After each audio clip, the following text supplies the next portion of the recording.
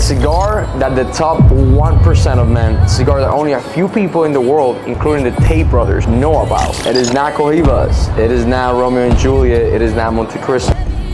The cigar that the top 1% of men smokes. It is not Cohibas. It is not Romeo and Juliet. It is not Monte Cristo. That's the popular cigars that everybody thinks are the best cigars in the world, the top cigars in the world. But on this video, I'm gonna show you guys the real 1% cigar. A cigar that nobody knows about. A cigar that only a few people in the world, including the Tate brothers, know about. And that's what makes it the #1 cigar in the world.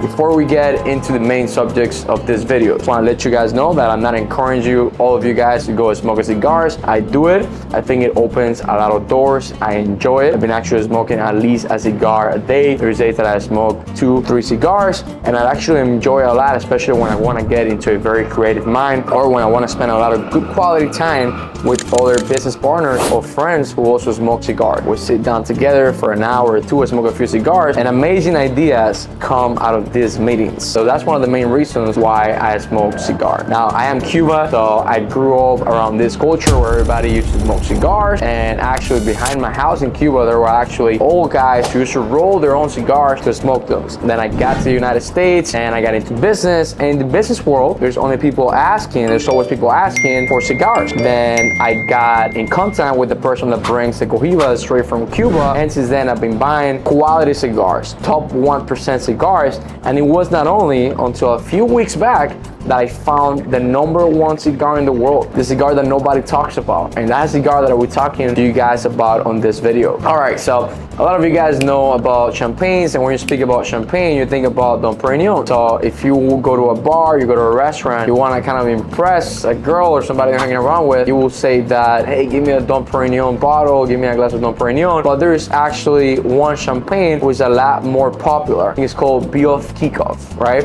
It's a French name, but people who know about champagnes, they will know that that champagne is a lot better than Dom Perignon. So that makes it the champagne of the top 1%, not the champagne that's the most popular. In the cigar world, you got Cohibas right here, which is like a Dom Perignon of cigars. It's a cigar that people think about most of the time. Oh my God, a great cigar, it's gotta be Cohiba. When actually Cohiba was founded on 1966, right? Only on 1966. We got here Romeo and Juliet, we got here Monte Cristo that were actually founded before Cohiba, right? But when the revolution triumphed on Cuba, Fidel basically kicked a lot of these people out of the island, and now a guy that was linked to the government opened the Cohiba brand, right?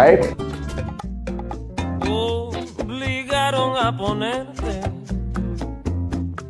en histórica altura. And they made it big around the world. Every time they had an international meeting, they went to see other presidents or people in other countries, they will take Cohiba as gifts. And as it is banned in the United States, it made it very popular, very desirable, because now it was illegal to smoke Cohibas in the United States. You couldn't bring it to the country until Obama came through, and now he made it legal for you to bring Cohibas inside the country, especially if you travel to Mexico, you travel to other South American countries, you can buy your Cohibas and you can bring them here to the US. Now, like I was saying, Cohiba is the Dom Perignon of cigars, but there is actually one cigar brand that goes way back than Cohiba, and this cigar brand was founded on 1844. 1844, Cohiba was founded on 1966. So we're smoking history right here. Okay, it's called H. Upmann. This is a cigar that the top 1% of the world smokes. People that actually know about cigar and enjoy cigar, they smoke H. Upmann. Today we're smoking a Magnum 50. I have another box inside. It's called Connoisseur's Beat that I'm trying out. But this cigar is amazing. This went right away to my top #1 cigar. I actually took a few yesterday to a friend's house that we go to play dominoes. Those people smoke a lot of cigars. They tried this and they were amazed. By far, this is the #1 cigar that I've ever smoked. Now, H. Upmann, as you can see, is not a Hispanic last name, right? There was actually a German banker who was in love with Habanos, in love with cigars, and he actually fled to Cuba in 1843, started opening banks there in Havana, and he actually opened as well on 1844 a cigar brand, and he named it H. Upmann Cigar. Now, there's a lot of history behind scenes on H. Upmann's. They're actually involved in a lot of scandals, especially during World War I. They were a huge brand around the world, massive network in the United States, Central and South America, and since it was from from a German background, the Nazis basically got in touch with H. Upmann headquarters, like the main people running the company, and they built the biggest spy network in Central and South America through this cigar. So that got it in trouble with the US. As soon as the war started, the US was like, hey, we're gonna ban all German companies associated with everything that's going on in the German government. And H. Upmann was on that list. So they canceled all the banks that they had in the United States. They prohibited trade of H. Upmann to the United States, and that made it a lot more popular. Now, this is not only a regular cigar, this was a favorite cigar of John F. Kennedy. And there's a cool story that makes the cigar even more interesting. So this was John F. Kennedy's favorite cigar. There's a story where John F. Kennedy sent his secretary to Cuba. He said, hey, I need you to get me at least 1,000 H. Upmann cigars. He said, hey, there's a lot of tension right now between us and Cuba. I don't know if I can do that. Kennedy was like, hey, I need this cigar. So the secretary went to Cuba, he come back, he walks inside John F. Kennedy's office, and he's like, hey, I actually couldn't get you 1,000 cigars. I got you 1,200 cigars straight from Cuba, H. Upmann. Kennedy smiled, pulled down a piece of paper underneath his desk.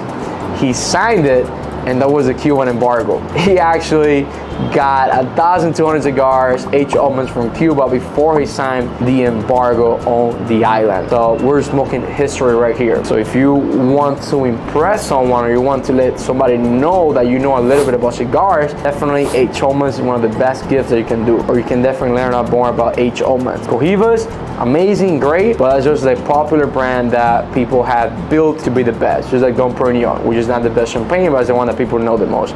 So H. Upmann is the top #1 cigar. With that being said, thank you guys so much for watching. Cigars is definitely one of my passions. I also talk a lot about business on this channel. So if you like cigars, you like lifestyle, you think that you want to become, or you already are in the top 1% of men, then definitely subscribe to our channel and Secure Funded. We talk about cigars, we talk about business. So with that being said, make sure that you like this video, that you subscribe, and that you check out the rest of our content.